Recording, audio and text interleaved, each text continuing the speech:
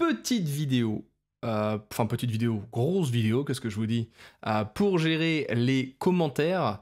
Donc là, c'est une petite vidéo avant de partir en vacances. Autant vous dire qu'on va la faire très chill, mais il faut pas que ça dure trop longtemps, sinon je vais me mettre en retard pour préparer ma valise. Donc on va commencer pour cette partie gestion des commentaires de nos utilisateurs avec la partie BDD. Comme on l'avait fait pour les posts. Donc du coup, on va venir créer le modèle, on va venir créer la migration, on va venir faire un petit peu de seeding pour pouvoir rajouter du coup facilement des commentaires quand on vient faire un petit DB seed ou qu'on utilise l'option --seed sur nos migrations. Comme ça, du coup, quand quelqu'un va venir installer notre projet sur son PC, par exemple un autre développeur, et bien du coup, il aura juste à seeder pour vraiment avoir plein d'activités, notamment du coup des commentaires publiés. Ça peut être plutôt pas mal. Donc, première chose qu'on va venir faire, forcément, c'est la création du modèle pour nos commentaires. Donc, vous venez faire un petit make model. Vu que c'est une table qui va s'appeler comments au pluriel, vous appelez le modèle du coup comment et vous faites un petit "-m" au passage pour venir créer le fichier de migration. Une fois que cela est fait, vous venez dans Database, vous allez dans Migration, et juste ici, du coup, vous avez votre migration. On va venir mettre, du coup, la structure de notre table. Donc, comme d'habitude, il y a la clé primaire, il y a les champs de timestamp, created at, updated at, et donc on va venir ajouter 3 champs dans cette table. Premier champ, forcément, ça va être le contenu du commentaire de l'utilisateur. Donc, pour le stocker, on pourrait utiliser un champ de type texte, sauf que nous, en fait, nos commentaires, ils auront la particularité de ne pas avoir de retour à la ligne possible. Ce sera vraiment juste une simple chaîne de caractères. Donc ce sera très bien, en fait, de les contenir dans un varchar, il n'y aura pas de souci avec ça. Et donc, du coup, pour créer un varchar, on le sait, il faut utiliser la méthode string. Vu que ce sera le contenu du commentaire, on va appeler ce champ content, ça me paraît plutôt cohérent. Et ensuite, les deux autres champs qu'on va avoir, ça va être les deux champs de clés étrangères. On aura une clé étrangère pour faire référence au post auquel appartient le commentaire, et on aura un autre champ de clé étrangère pour du coup indiquer à quel utilisateur appartient le commentaire en question, pour récupérer du coup facilement l'utilisateur lié à celui-ci, pour venir afficher ces informations à chaque fois qu'on affichera un commentaire qui lui correspond. Donc, pour faire une contrainte de clé étrangère, on peut venir sur la migration qu'on avait fait pour le catégorie ID par exemple. Voilà. Je prends tout ça. Je reviens ici. Ici, vous mettez ça. Donc là, pas besoin de dire after ID ou quoi que ce soit, hein, vu que c'est sur la migration de base. Ça va se mettre du coup ici automatiquement entre le champ content et les champs de timestamp. Moi, ça me va très très bien. Ici, vu que ce sera une référence au champ ID de la table post, on l'appelle post_ID pour que Laravel fasse automatiquement la référence.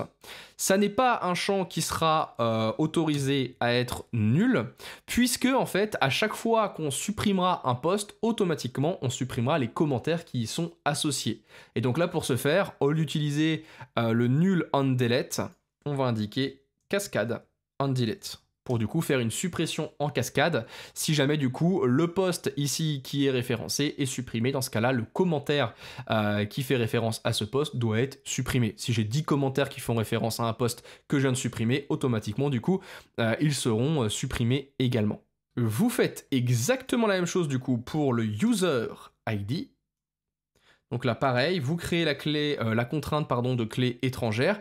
Et derrière, pareil, si jamais je viens supprimer un utilisateur, je vais vouloir du coup supprimer au passage tous les commentaires qu'il a créés. On pourrait venir utiliser d'autres méthodes, par exemple, on pourrait ici venir mettre un petit nul on delete, et du coup, si jamais on n'a pas de user ID, ça veut dire que du coup, l'utilisateur a été supprimé, et donc dans ce cas-là, on pourrait mettre un nom un petit peu générique, type anonyme, ou John Doe, ou je ne sais quoi, pour remplacer du coup les informations sur l'utilisateur. Ici, j'ai pas voulu m'embêter avec ça, donc simplement, dès qu'un utilisateur est supprimé, on supprime ses commentaires, il n'y a plus aucune trace de lui sur mon site. Ce qui devrait du coup convenir à certains utilisateurs qui veulent effacer les traces de leur passé sur certains réseaux. Donc là, on est impeccable pour la migration, c'est tout bon, ma table là est parfaite. Avant de faire, de venir exécuter ici ma migration, ce que je vais venir faire, ça va être la création de ma classe de factory pour créer du coup un commentaire type. Donc là, je vais venir sur mon terminal. Encore une fois, on fait un petit PHP artisan make factory. On vient de l'appeler comment factory. Tout cela est fort étonnant. Et donc ici, on vient sur comment factory et on va venir définir juste là comment doit être généré un commentaire type que je souhaite. Donc très concrètement, le user ID et le post ID, on va pas les référencer ici parce qu'en fait, ils seront renseignés au moment où on va utiliser ce factory dans mes seeders. Donc ici, je vais pas leur renseigner de valeur par défaut. C'est un choix que j'ai fait. Donc du coup, je vais vouloir renseigner les valeurs de 3 champs. Le champ content, donc du coup on va indiquer du coup une phrase fake générée par Faker. Et également, du coup, je vais venir renseigner une date fake pour les champs created at et updated at dans la dernière année qui vient de s'écouler pour du coup avoir différentes dates de post pour mes différents commentaires. Comme ça, quand je vais vouloir par exemple les ranger du plus récent au plus ancien, on pourra s'assurer que c'est bel et bien rangé comme on le souhaitait. Parce que sinon, par défaut, ils vont tous avoir la même date de création, ce qui du coup ne facilite pas les tris du plus récent au plus ancien. Donc là, on commence par le champ content. Je viens utiliser faker avec le helper fake. Et du coup, je viens utiliser la propriété sentence pour du coup simplement récupérer une phrase aléatoire. Et donc ensuite, je vais renseigner les champs created at et updated at. Si mes souvenirs sont bons, pour le post factory, on était déjà venu gérer ça. Donc là, on va récupérer cette partie-là. Donc là, vous récupérez la variable created at. Vous venez du coup juste au-dessus. Et ensuite, du coup, pour les champs created at et updated at, vous récupérez ici les deux valeurs dans le tableau. Avant de pouvoir utiliser cette classe de factory dans mon seeder, post-seeder, donc à chaque fois en fait, qu'on va venir créer un post, on va dire bah tiens, j'ai envie de t'attacher tant de commentaires, bah du coup pour pouvoir faire ça, il faut d'abord que je vienne gérer la partie relation pour du coup récupérer les commentaires à partir du coup d'un post. Et donc ça, la gestion des relations, maintenant ça n'a plus de secret pour vous. Donc vous venez dans modèle, vous venez sur le modèle post. Donc là, on avait déjà la gestion des relations pour récupérer la catégorie d'un post et les étiquettes qui lui sont associées. Maintenant, on va venir créer une petite méthode qui va permettre du coup de récupérer les commentaires associés à notre post. Donc là, on sera sur une relation en asMany. Et donc là, vous allez retourner this. La méthode, c'est asMany. Et du coup, vous indiquez ensuite en argument le nom du modèle auquel vous faites référence. Donc nous, c'est comment class, pour avoir du coup le nom complet de la classe. Et donc là, on va rajouter une petite chose supplémentaire, c'est que du coup là, donc je vais récupérer certes tous mes commentaires, mais du coup dans l'ordre qu'ils sont dans ma table.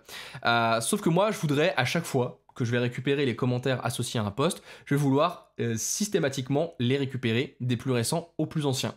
Bah, du coup ici, je peux utiliser la méthode latest directement que vous connaissez bien. Puisqu'ici, vraiment, la relation asMany, en fait, ça me permet de récupérer simplement un builder. Donc du coup, je peux naturellement utiliser n'importe quelle méthode de mon query builder dessus. Donc là, on est bon pour ça. On peut en profiter dès maintenant pour gérer une autre relation. Ça, c'est une relation là qu'on va avoir directement sur le modèle comment, donc du coup qu'on a créé il y a quelques instants. On va voir comment est-ce que depuis notre modèle comment, on peut récupérer du coup à chaque fois l'utilisateur lié à chaque commentaire. Ce sera important du coup de récupérer les informations dessus grâce du coup au user ID qui est contenu dans la table pour chaque entrée. Donc là, on va la faire ensemble directement, comme ça, ça sera fait. Donc là, c'est que des relations qu'on a déjà gérées ensemble. C'est pour ça qu'ici, je vais un peu plus vite et que je ne vais pas dans la doc à chaque fois comme je le faisais au début. Donc là, pour récupérer l'utilisateur lié à chaque commentaire, on va être sur une relation ici belongs to, puisqu'ici on est sur une relation en one-to-many inversée. Donc du coup, naturellement, on va utiliser belongs to. On l'a déjà fait, ça. Et donc là, on va faire un petit return this. Belongs to. Et donc ensuite, vous venez indiquer simplement le nom complet de votre classe, de votre modèle, qui du coup est le modèle user. Et donc là, on va venir indiquer qu'à chaque fois qu'on récupère un commentaire, systématiquement, on veut venir récupérer du coup le contenu de sa relation user. Donc là, ça va fonctionner comme pour les posts. Rappelez-vous, pour les posts, pour venir par défaut charger les différentes relations, on utilise ici la propriété with et on indique dans un tableau les différents noms des relations. Bah, du coup, ici, on va faire pareil. On va indiquer protected with. Et donc là, on va simplement indiquer user. Là, les relations maintenant sont parfaitement gérées et donc je vais pouvoir venir dans mon post seeder. Hop là, juste ici. Donc là, il y a déjà pas mal de choses qui sont faites. Je viens créer 20 posts à chaque fois. À chaque fois, je viens leur affecter de façon aléatoire l'identifiant d'une catégorie que j'ai créée précédemment. Et ensuite, pour chacun de mes posts, une fois qu'il est créé et enregistré dans sa table, et bien du coup, je viens leur affecter de façon aléatoire et de façon variable un nombre d'étiquettes, compris du coup entre 0 et 3 étiquettes. Donc là, je vais venir juste en dessous ici de l'utilisation de ma méthode séquence et on va découvrir une nouvelle méthode qui va me permettre de très facilement venir affecter un nombre d'entrées du coup de ma table comment à ma table de post et tout ça du coup en venant générer les différentes entrées au fur et à mesure. Une nouvelle fois, on a un petit lien juste en dessous de la vidéo vers la documentation. Et donc, juste ici sur cette section, donc vous avez la section As Many Relationships au niveau du coup des factories d'Eloquent. Et donc vous voyez en fait que par exemple ici on a un exemple où on vient créer un utilisateur et du coup cet utilisateur on va vouloir venir lui affecter 3 posts et bien du coup pour venir lui affecter les 3 posts qu'on va créer dans le même temps à la volée et bien on va utiliser la méthode as et simplement ensuite indiquer du coup les différentes instances, la collection de posts qu'on va vouloir venir lui affecter. Donc ça c'est plutôt très pratique. Et donc si je descends un tout petit peu, vous pouvez voir qu'on peut utiliser des méthodes magiques. Et donc plutôt que d'indiquer ici, par exemple, as et ensuite d'indiquer le modèle avec du coup la méthode factory et le nombre du coup de postes par exemple qu'on veut créer, et bien du coup vous allez pouvoir utiliser simplement des méthodes magiques, donc qui vont devoir commencer par as, suivi du coup du nom de la relation. Donc moi par exemple, vu que c'est la relation comments que j'ai créée sur mes posts, et bien du coup je vais simplement avoir à dire as comments et à indiquer entre parenthèses le nombre de commentaires que je veux affecter au post que je suis en train de créer. Donc du coup ici, tout ce que j'ai à faire, c'est venir indiquer as comments. Et du coup, je vais indiquer le nombre de commentaires que je veux générer pour chaque post. Donc là, par exemple, je vais en générer 5. Et bien du coup, je vais indiquer 5. Et grâce à ça, du coup, automatiquement, je vais avoir 5 commentaires pour chacun des posts que je vais créer. Encore une fois, il y aurait possibilité de faire un nombre d'aléatoires de commentaires, genre de choses, mais je voulais ici vous montrer cette méthode as parce que je trouve qu'elle est importante et qu'elle est plutôt très pratique à utiliser. Et donc, un petit peu plus bas, on vous dit que si jamais vous souhaitez indiquer pour le modèle en question différentes valeurs pour les différents champs, et bien du coup vous pouvez simplement passer un tableau en deuxième argument et indiquer du coup le champ et la valeur que vous voulez lui donner.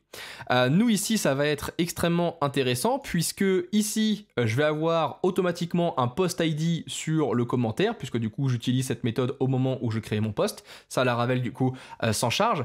Par contre là en l'état je n'ai pas de user ID qui va pouvoir être affecté à mon commentaire. Or du coup c'est obligatoire, je dois avoir un user ID pour affecter du coup le commentaire à une personne en particulier. Donc là je vais commencer par sélectionner tous les utilisateurs qui ont été créés précédemment. Quand vous allez sur le database seeder, vous voyez que nos utilisateurs sont créés avant du coup qu'on passe par le post seeder. Du coup, j'ai officiellement 20 utilisateurs qui existent déjà dans ma table users.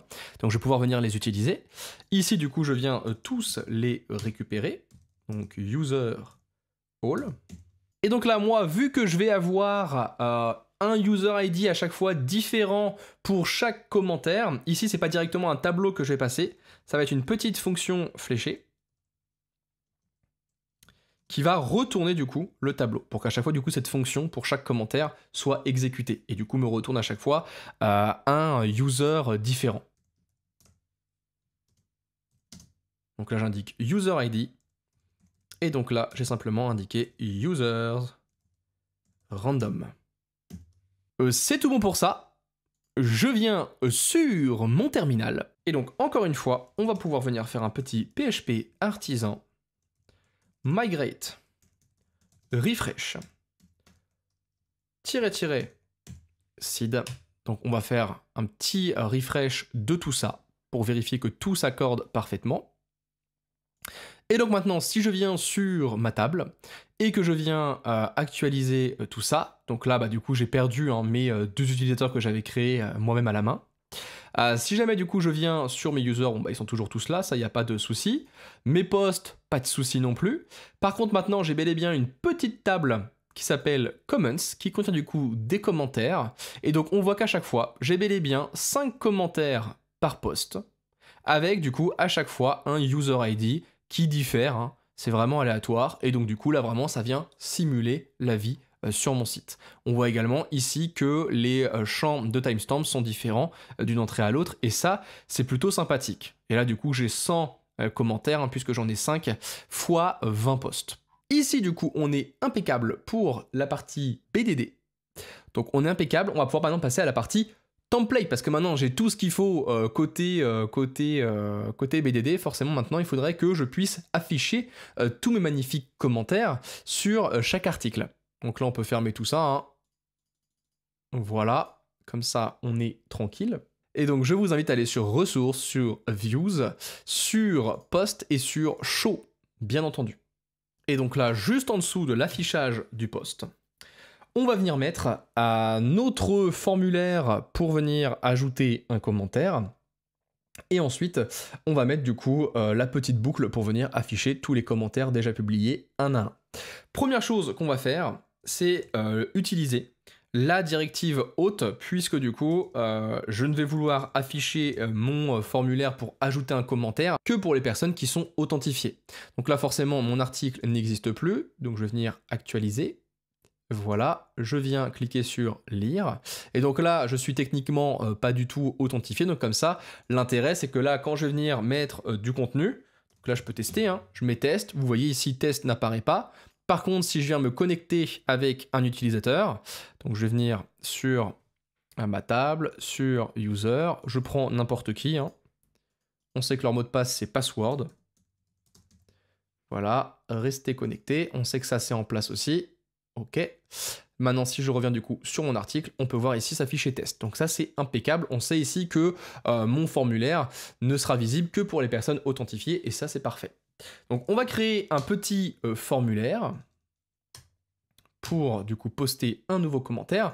Pour l'instant l'action on laisse ça vide puisqu'on va gérer ça juste après.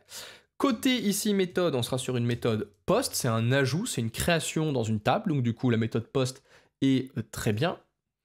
Ensuite on n'oublie pas, on doit venir mettre notre token CSurf pour éviter les problèmes. Sinon, on va se faire refouler par le middleware. Donc, on met ici le token avec la directive @csrf. Et donc, ensuite, on va venir afficher notre petit champ de formulaire. Donc, ici, je vais vous le copier-coller depuis mon petit script. Vous, naturellement, je vous mettrai un petit lien juste en dessous pour venir le récupérer facilement. Parce que ici, du coup, c'est vraiment juste du HTML avec beaucoup de classes. Voilà, vous voyez, ça fait quand même un sacré truc. Donc ça sert à rien de vous le mettre, je pense, et de tout écrire un par un. On peut venir rapidement voir ensemble ce que ça fait. Donc déjà ici, vous le voyez, il est magnifique. Merci beaucoup à vous parce que ça, pour le coup, c'est ma pure création. Donc j'espère qu'il vous plaît. Si c'est le cas, du coup, c'est que je commence à avoir des petits talents de graphiste. C'est incroyable.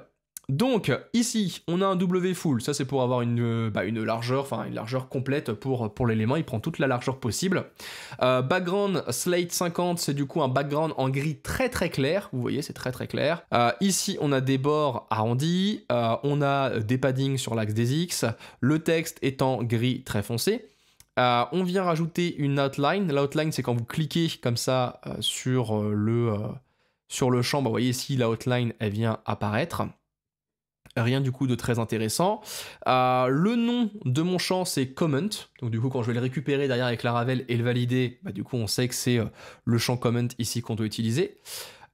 Autocomplète, je l'ai mis en off, ça permet du coup de ne pas avoir les suggestions de la part des navigateurs, vu qu'ici on est sur un commentaire, on va rarement poster le même commentaire plusieurs fois sur différents articles, à moins qu'on soit un spammer et du coup dans ce cas-là autant le désactiver, ça permet du coup d'éviter ça. Et du coup ici j'ai mis un petit placeholder en mode quelque chose à rajouter par rapport à l'article, vous voyez, un truc un petit peu friendly, ça fait plaisir aux gens. Ensuite le petit bouton c'est le bouton violet que vous voyez juste ici, donc vous voyez qu'il a déjà un SVG à la place d'un texte, donc du coup le SVG il est juste là. Ça je l'ai pris du coup sur Hero Icon, très très bonne bibliothèque d'icônes gratuites, je crois qu'on en a déjà parlé, hein, mais du coup bah, vu que je l'apprécie beaucoup, je vous en reparle. Et donc du coup là le bouton, on lui met un petit margin left pour pas qu'il soit collé à l'input, on lui met une width de 12, donc une largeur de 12, donc ça fait 48 pixels de large. Voilà, il est en display flex, ça c'est pour facilement centrer l'icône qui est à l'intérieur avec ici Justify Center et Items Center. Shrink 0 c'est pour éviter du coup qu'il vienne se rétrécir par rapport au champ qui est à sa gauche. On lui met un background en violet.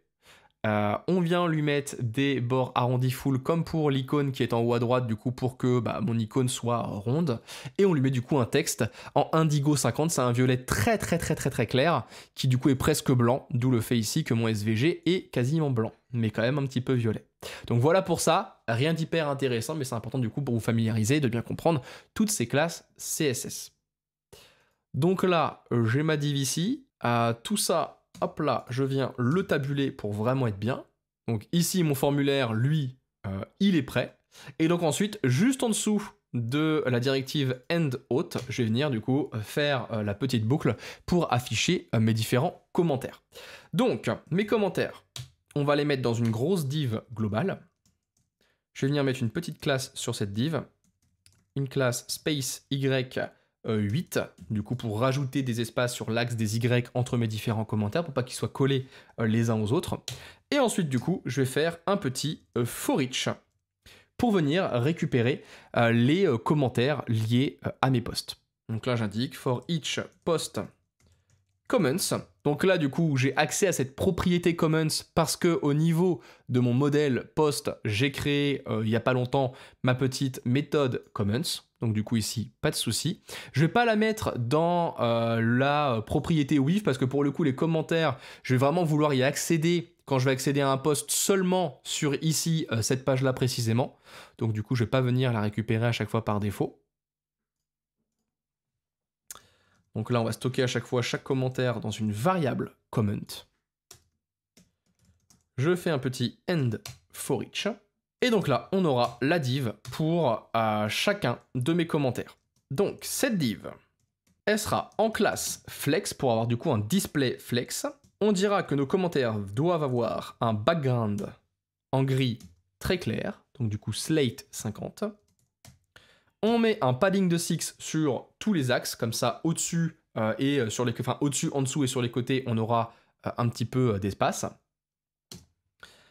Et on va mettre un petit rounded LG pour arrondir les coins.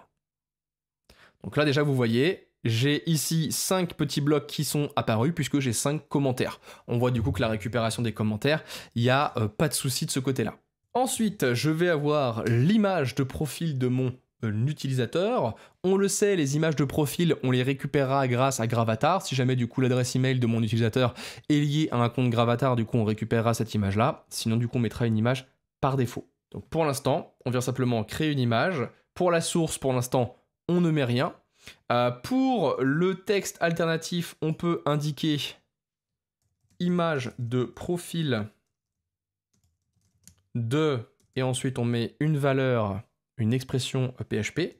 Et donc là, on peut simplement venir indiquer qu'on veut accéder à l'utilisateur lié à notre commentaire. Rappelez-vous, on a créé également cette relation dans le modèle comment, on a dit qu'à chaque fois qu'on voulait prendre un commentaire, on voulait charger l'utilisateur par défaut, la relation user par défaut. Donc là, on est très bien. On est sur du bon vieux Eager loading. Donc là, on voit image de profil de Gabriel Guillon, Alix Klein. Voilà, c'est parfait. C'est vraiment impeccable pour nous. Et donc là, pour la source, on va venir une nouvelle fois utiliser placeholder.com. Donc moi, je viens le récupérer sur mon script. Vous pouvez l'écrire ou alors directement le récupérer dans les sources juste en dessous. Ça, c'est impeccable. Et du coup, là, naturellement, on va mettre quelques petites classes CSS parce que c'est un petit peu moche. Donc je commence par mettre une largeur de 10, donc 40 pixels, et une hauteur de 40 pixels également pour l'image de profil. Voilà. Je viens indiquer qu'à partir d'une taille d'écran small, je veux passer du coup en 12, donc en 48 pixels, pour les deux, hein, pour la largeur et pour la hauteur. Je mets en object cover, si jamais ça n'est pas une image carrée qui est l'image de profil de mon utilisateur, on ne sait jamais. Et enfin, je fais un petit rounded full pour venir du coup à mettre son image de profil en rond comme ça. C'est plus sympathique, je trouve. Et donc ensuite, à côté de l'image, on va avoir une bonne grosse div qui du coup va contenir non seulement le nom de l'utilisateur, la date de création du commentaire, mais également du coup le commentaire en question. Donc ici, je mets un petit margin left de 4, donc pour avoir 16 pixels entre l'image de profil et le contenu à droite. Et donc ensuite, j'indique que je veux un display flex et que je veux un affichage en colonne. Puisque du coup, j'aurai au-dessus le nom de l'utilisateur, la date, et en dessous du coup, le contenu de mon commentaire. Ensuite, du coup, je viens créer une nouvelle div qui va également avoir une classe. Vous voyez, du coup, là, je peux peut-être contenter un petit peu celles et ceux qui voulaient faire un petit peu de front. J'espère que ça vous fait plaisir. Et donc là, pareil, on sera en display flex. Par défaut, un affichage en colonne. Mais par contre, une fois qu'on passe en taille small, je veux mettre côte à côte le nom de l'utilisateur et la date de création du commentaire. Du coup, je repasse en flex row. Et ensuite, toujours pour une taille d'écran à partir de small, je viens mettre du coup les différents éléments que je vais avoir en items center. Donc du coup pour avoir un align items center pour du coup centrer verticalement le nom de l'utilisateur par rapport du coup à la date de création du commentaire. Ensuite, je vais venir mettre dans un H2 le nom de mon utilisateur. Donc là, j'aurai le nom de l'utilisateur, comment user name. Forcément, pour l'instant, c'est pas très joli. On rajoute quelques classes CSS. Donc, je vais venir indiquer que je veux que ce soit en gras. Donc, j'indique font bold. Je vais vouloir mettre ça en gris plutôt foncé. C'est une information importante en soi. Et ensuite, je mets le texte en 2XL. Donc, en grande taille, vous voyez, pour avoir vraiment quelque chose de sympathique à regarder. Ensuite, je viens gérer la date de création du commentaire. Donc je crée un élément time. En valeur, je peux utiliser la directive addTime qu'on avait créée dans la vidéo qu'on avait fait du coup pour gérer un bel affichage version Moldu pour les dates sur les posts. Donc là, on utilise la même directive. Et vous venez lui mettre simplement en valeur comment created at. Par contre, pour la valeur de l'attribut datetime, vous mettez ça directement. Vous mettez directement la valeur pure. On va une nouvelle fois rajouter un petit peu de style à tout ça. Donc moi, qu'est-ce que j'ai prévu? J'ai prévu un petit margin top de 2 par défaut, puisque par défaut, du coup, ils sont l'un sous l'autre. À partir de la taille small, je mets un margin top de 0, puisque du coup, je passe en affichage en ligne. Du coup, ils vont être côte à côte, donc pas de sens de faire un margin top. À partir de la taille small, du coup, je fais un petit margin left de 4 pour que ma date ne soit pas collée au nom de mon utilisateur. Je mets le texte en XS, histoire que ce soit pas trop gros. Et du coup, ici, je le mets en gris plutôt clair, histoire un petit peu de le faire passer au second plan. On est bon pour ça, et du coup, en dessous de cette grosse div qui contient du coup le nom de l'utilisateur et la date de création du commentaire, on vient créer un petit paragraphe qui va du coup simplement contenir notre commentaire. Donc là, c'est la valeur du champ content. Et donc là, encore une fois, on va venir mettre un petit peu de CSS dans tout ça. Margin top de 4. On vient mettre une petite couleur grise assez foncée. Et ensuite, on vient modifier la line 8 en indiquant small leading lose.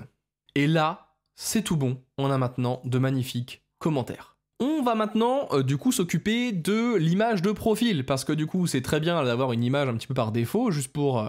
c'était intéressant pour nous, juste pour gérer la partie mise en page et tout ça. Maintenant que tout ça du coup est mis en place, j'aimerais bien avoir la vraie image de profil de mon utilisateur qui correspond du coup à son compte Gravatar, s'il en a un. Et sinon du coup avoir une image par défaut un peu plus jolie que celle-là. Pour ce faire, ça va être très simple. On va passer par une petite dépendance qui permet du coup d'utiliser facilement Gravatar sur un projet Laravel. Donc merci à la gentille personne qui a créé ce package, merci à lui. Ça va être très simple à utiliser. Tout ce qu'on va avoir à faire en fait, c'est installer la dépendance. Donc là vous copiez ça, mettez pas de contrainte de version.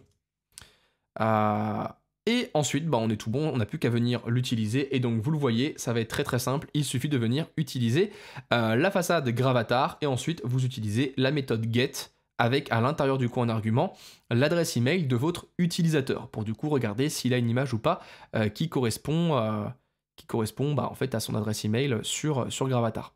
Donc là, je reviens sur mon projet, je viens sur mon terminal, on fait un petit require de cette dépendance. Donc, encore une fois, le lien vers la dépendance est juste en dessous de la vidéo. Donc là, le temps que ça s'installe, c'est déjà terminé. On va revenir juste ici. Et donc là, tout ce que vous avez à faire, c'est à venir sur la section commentaires. Et donc là, à la place ici de placeholder.com, on va venir ouvrir une double paire d'accolades. Et donc, on va utiliser la façade Gravatar et la méthode get. Et du coup, en argument, vous venez simplement mettre l'adresse email de l'utilisateur auquel est lié ce commentaire. Donc là, vous prenez ça, vous venez là, et du coup, là, vous indiquez que vous voulez récupérer la valeur du champ email. Et là, c'est magique, c'est incroyable, vous récupérez du coup des images par défaut, c'est logique ici, vu que c'est que des adresses email fake, et bien du coup vous récupérez l'image par défaut, qui est beaucoup plus jolie que celle qu'on avait avec placeholder.com. On va faire exactement du coup la même chose pour en haut à droite ici, l'image de profil de l'utilisateur qui est actuellement connecté. Donc là, vous récupérez ici le contenu de l'attribut source, vous venez sur Layout et sur Default, et donc, vous allez juste ici, et donc vous enlevez le lien vers placeholder.com. Et donc là, cette fois-ci, vu que c'est l'adresse email de la personne qui est actuellement connectée, on ne va pas indiquer ce qu'on a là. Donc ça, vous l'enlevez. Et donc là, vous venez utiliser la façade haute, comme on l'a fait ici plus haut, hein. On récupère l'utilisateur actuellement connecté en passant du coup par la méthode user pour récupérer en fait l'utilisateur qui est actuellement connecté. C'est très simple, vous utilisez la façade haute et vous pouvez du coup passer par la méthode user pour récupérer du coup l'utilisateur qui est actuellement authentifié. C'est une façon relativement simple de faire. Il y a plein de façons de récupérer l'actuel utilisateur qui est connecté et du coup celle-là en fait partie. Vous faites ça, vous faites enregistrer, et là pareil, magique, ça fonctionne impeccable. Et là du coup notre site commence vraiment à ressembler à quelque chose, je ne sais pas si vous êtes d'accord avec moi. Maintenant que tout ça est fait, on s'occupe de la soumission de notre commentaire, histoire du coup de venir l'ajouter ici à la liste des 5 commentaires créés par défaut. Donc on va commencer par venir créer dans le post contrôleur une nouvelle action pour venir ajouter un commentaire. Donc là, on vient en dessous de show. Je vais créer ma petite méthode comment. Cette méthode comment, on va venir lui injecter le post sur lequel on est actuellement, comme on l'avait fait du coup pour show. Donc du coup, si jamais je viens soumettre ici mon commentaire avec du coup le slug de n'importe quel article, du coup c'est bel et bien l'article ici que je vais récupérer. Et vu qu'on va devoir gérer la requête de notre visiteur et valider du coup si le formulaire est bien rempli ou pas, on vient également injecter l'objet de requête. Ça, vous commencez à être un petit peu habitué. Ici, la méthode comment, tout comme l'affichage du formulaire de commentaires, elle ne va devoir être accessible qu'aux personnes qui sont actuellement authentifiées. Donc du coup, on va devoir créer un petit constructeur sur le post controller. Public function construct. Et donc là, vous allez devoir indiquer qu'on va utiliser le middleware hôte seulement sur l'action comment. Encore une fois, on pense bien à protéger tout ça, c'est hyper important. Une fois ici que l'action est créée, je peux venir sur mon fichier de route web.php. Et donc là, juste après ma route post show, je viens créer une nouvelle route. Donc là, elle sera de type post. Ça sera du coup pareil, slash le nom du post, enfin le slug du post, slash comment. D'où le fait qu'ici, vu que j'aurai le slug du post dans l'URI, bah, du coup je vais pouvoir l'injecter dans mon action. Donc ça c'est impeccable. Ici la méthode c'est comment et du coup on va l'appeler post comment. On vient ensuite sur le template show.blade.php.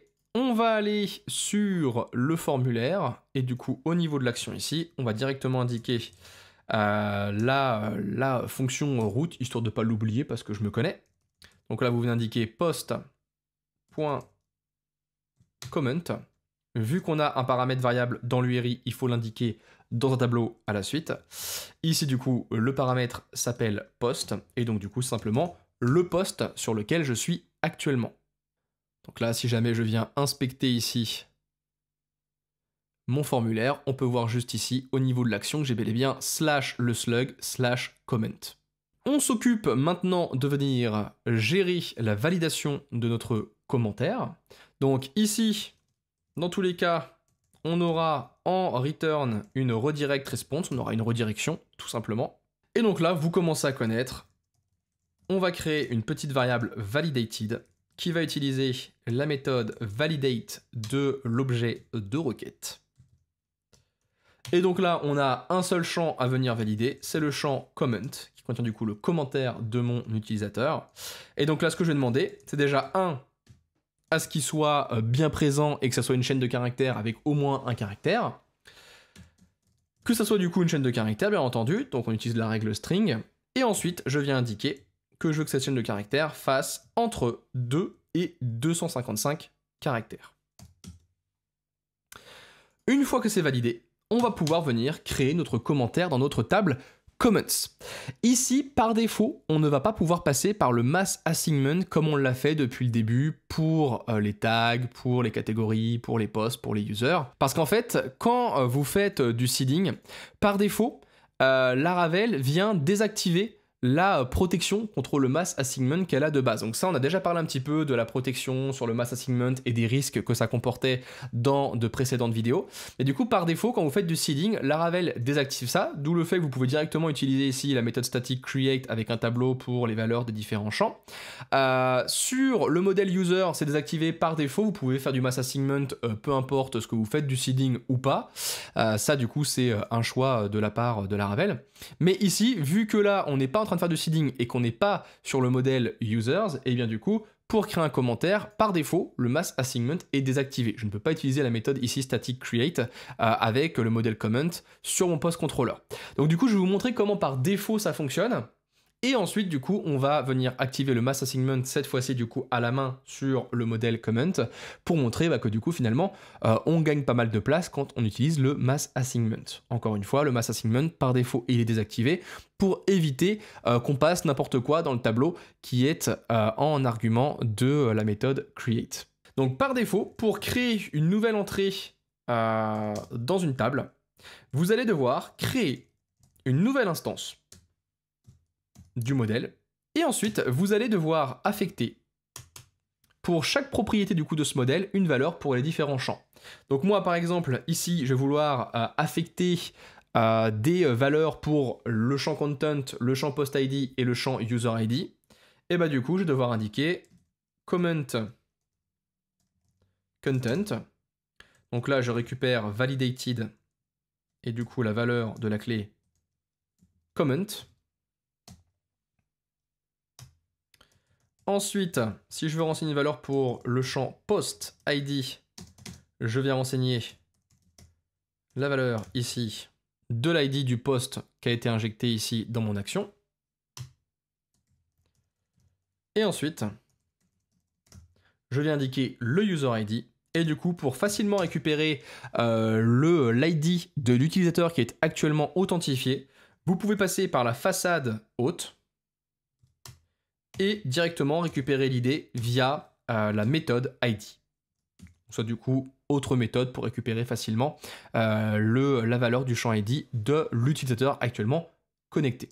Et une fois que tout ça c'est fait, vous devez enregistrer ça dans votre table en utilisant la méthode save. Donc vous voyez, ça fait beaucoup d'étapes par rapport du coup à simplement la méthode où on va faire command create et passer un tableau avec toutes les valeurs. Donc c'est pour ça que juste après, là je vais vous montrer comment est-ce qu'on peut activer le mass assignment pour réduire ici tout ce qu'on a là. Mais du coup, ici, c'est la façon par défaut qu'on va avoir de venir créer une nouvelle entrée dans nos tables en passant du coup par Eloquent sans le mass assignment.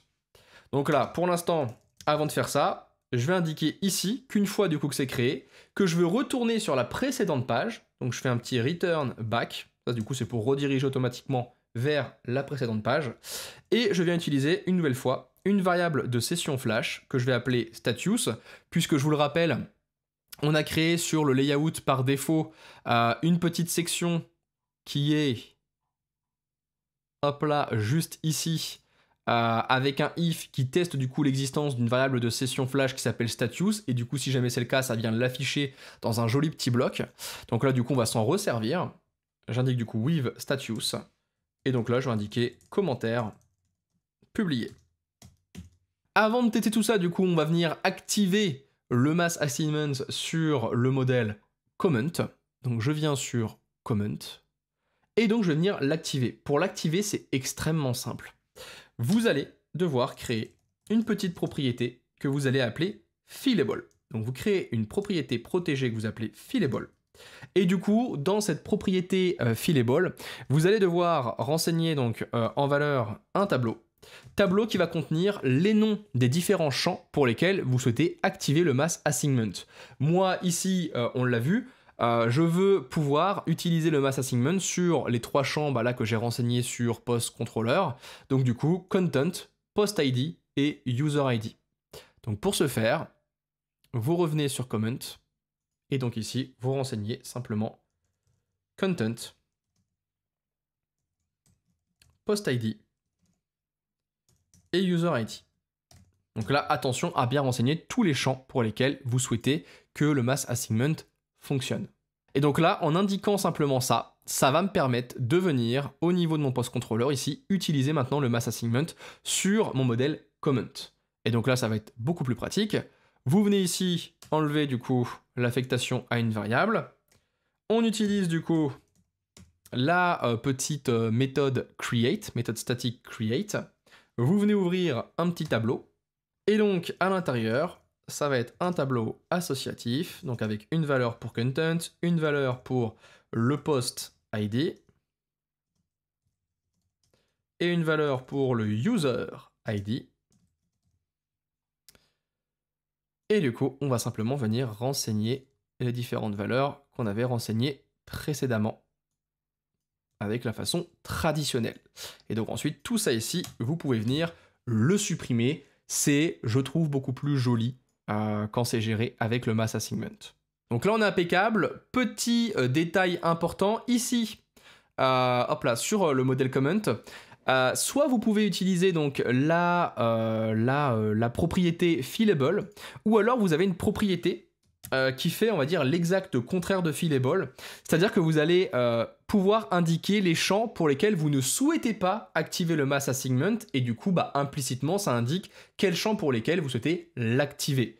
Et donc là, vous avez simplement fait à créer une propriété que vous avez appelée guarded, et donc vous allez pouvoir dire pour quel champ vous souhaitez désactiver le mass assignment. Donc en général, quand on utilise la propriété comme ça guarded, du coup on la désactive pour tous les champs qui vont avoir des valeurs automatiquement gérées par Eloquent ou par du coup notre SGBD. Donc en général, c'est ces trois champs-là et éventuellement d'autres en fonction de la table sur laquelle on est. Donc voilà pour ça. Soit vous faites ça ici, soit vous faites ça ici. Dans tous les cas, vu qu'ici vous dites que les champs qui sont gardés, c'est ces trois-là, ça induit que du coup les 3 champs ici ne sont pas gardés et que du coup vous voulez bien utiliser le mass assignment dessus. Donc là on peut laisser guarded si vous voulez, vous pouvez laisser fillable, ça fera exactement la même chose du coup là les 2 lignes. C'est selon vos préférences. Et du coup là on devrait vraiment être impeccable. Donc on va tester tout ça. Ici du coup je suis actuellement connecté en tant que celina05@example.org. Donc du coup c'est Daniel Joseph. On va voir du coup si ça fonctionne bien. Donc, je vais faire un petit test. Bonjour tout le monde. Je clique sur publier mon commentaire. On voit ici le message de confirmation, commentaire publié. Et donc si je viens juste là, on peut voir bel et bien un nouveau commentaire de Daniel Joseph, avec du coup la bonne date et la bonne heure, et du coup le bon message. C'est impeccable, tout a fonctionné exactement comme on le souhaitait. On est top. Forcément, si je tente de publier un petit commentaire sans avoir indiqué de texte, mes règles de validation ne passent pas. Ici, du coup, on n'a pas géré le message d'erreur. Donc, ce qu'on peut venir faire, c'est... du coup, on va sur le template show. Vous allez un petit peu descendre. Vous allez aller en dessous, du coup, du champ ici. Donc, en dessous de sa div. Je pense que ça sera pas mal. Donc là, on utilise la directive @error. Comme on l'avait fait du coup sur notre composant input. Là, du coup, on vient l'indiquer en dur que c'est si jamais il y a une erreur sur le champ comment. Et donc, je vais simplement venir mettre un petit paragraphe qui aura le message d'erreur. Et donc, on va mettre un petit peu de CSS. On lui mettra du coup un petit margin top de 2 pour pas être trop collé au champ. Un petit texte en small pour pas que ce soit trop gros. Et du coup, vu que c'est une erreur, on met un texte en red 600.